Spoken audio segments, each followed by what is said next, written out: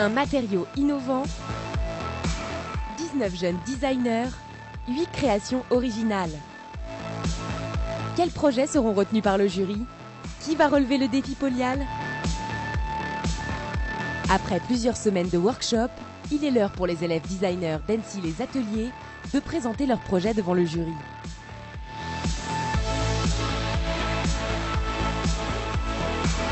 Pour pouvoir déterminer les coups de cœur du défi Polyal, chaque projet est examiné avec précision. Par exemple, ça ouvre comme ça. Le projet d'Isabelle et Salassa a bien évolué. D'une forme simple de boîte, elles sont arrivées jusqu'à une forme organique. En jouant avec des aspects de surface à la fois mat ou plutôt scintillants, en jouant avec le dedans, le dehors, on s'est retrouvé à travailler sur des boîtes, donc voilà, des boîtes en polyal. Non seulement c'est joli, mais en plus c'est pratique parce qu'on peut cacher des objets à l'intérieur de ces petits rochers. Et je trouve que le travail de la matière là est très intéressant parce qu'ils ont été au bout de leur imagination. Et je pense que c'est même pas fini, on peut encore imaginer plein de choses. Autre projet sur le même thème, les pots incassables. Victor et François ont travaillé à la fois sur l'aspect de surface du matériau et ses propriétés adaptées à l'usage du contenant. C'est un matériau qui a la qualité en fait, de se souder très bien de manière étanche et de garder une certaine rigidité dans la souplesse en fait. Là, on a réussi à avoir un produit efficace, avec une grande durabilité. On imagine que derrière, d'un point de vue économique, on est dans un produit accessible. Le projet autour de la salle de bain de Chloé et Mélissa s'est affiné. Elles se sont focalisées sur le revêtement mural et sur son application fonctionnelle. L'extrusion d'un profilé qu'on viendrait trancher pour faire du coup des carreaux. Ça se colle avec de la colle à carrelage? Ça se colle avec de la colle à carrelage.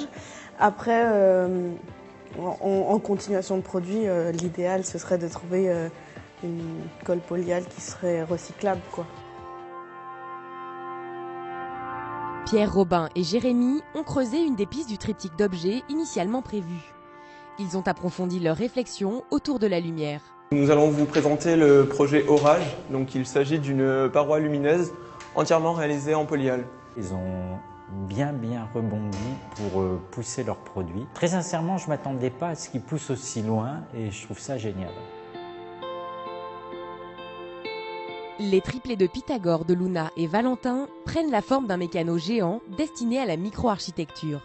C'est intéressant comme matériau puisqu'il présente des qualités structurelles assez probantes, notamment sur les tasseaux, sur les poutres, sur les poutrelles et sur les profilés. Vous pouvez en dire un petit peu plus sur en quoi le polyal est intéressant par rapport justement à ces systèmes-là, disques, par rapport à, je sais pas, du bois ou les matières alternatives qu'on aurait pu utiliser. C'est un matériau qui est imputrescible. C'est un matériau aussi qui est assez robuste, aussi comparativement par rapport à un kit en aluminium comme il en existe, ce sera moins cher, je pense. Simon et Anna ont approfondi l'idée de la chaussure au travers d'une semelle multicouche. En fraisant la matière, on arrive à avoir une vraie flexibilité dans les deux sens. On a donc dirigé nos recherches sur une semelle multicouche qui serait capable d'allier les propriétés techniques et formelles du polyal avec d'autres matériaux. Louise, Emma et Florent ont exploité leur découverte autour des propriétés acoustiques du polyal en se concentrant sur des carénages d'enceintes d'extérieur. La plupart du temps, les enceintes d'extérieur du moins sont réalisées en plastique, qui est un matériau cassant et qui est effectivement qui n'a pas forcément des propriétés acoustiques très intéressantes. C'est ce qui nous a amené à nous intéresser au polyal. Ils ont pris le matériau pour ses propriétés acoustiques, chose qui est intéressante mais pas non plus incroyable. Mais en fait, ils ont augmenté la possibilité des enceintes normales parce que le processus d'assemblage permet d'obtenir quelque chose qu'on n'a pas avec les autres matériaux, c'est-à-dire une étanchéité parfaite, monomatériaux. Le travail sur la poussière de polyal de Flore et Chloé a abouti à la création d'un sac à dos. On a décidé d'utiliser cette matière pour en faire des surfaces planes, un petit peu comme du textile. Notre objectif, c'était vraiment de mettre en volume cette surface à travers justement ce prototype de sac à dos. Je sens vraiment une façon de faire des démonstrations de tout ce qu'on peut faire avec la même matière, du souple, du rigide, de la sangle, du textile. Enfin, c'est vraiment intéressant à ce niveau-là. 8 créations originales aux qualités diverses qu'il va falloir départager. Le jury doit maintenant choisir 3 coups de cœur. Puisqu'on a apprécié tous les projets, évidemment, ce n'était pas évident du tout de dire c'est ceci, ce qu'on retient plutôt que d'autres.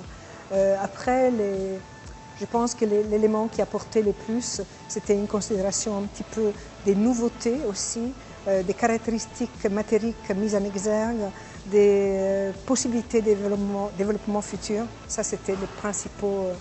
Et bien sûr, l'originalité peut-être aussi de la proposition. On veut des projets qui soient vraiment, qui montrent que le polyal permet de faire ce projet-là et un autre matériau n'aurait pas pu le faire. Ça, c'est notre critère qui fera la différence, je pense. Quels élèves designers vont continuer à développer leurs projets? Découvrez les créations retenues pour la dernière étape du défi polyal. Les triplés de Pythagore, de Luna et Valentin. Les pots incassables et les polyboîtes sont sélectionnés pour un projet commun. Et enfin, le son de la brique d'Emma, Louise et Florent. Quel sera le coup de cœur du défi polyal? Découvrez-le bientôt dans le prochain épisode.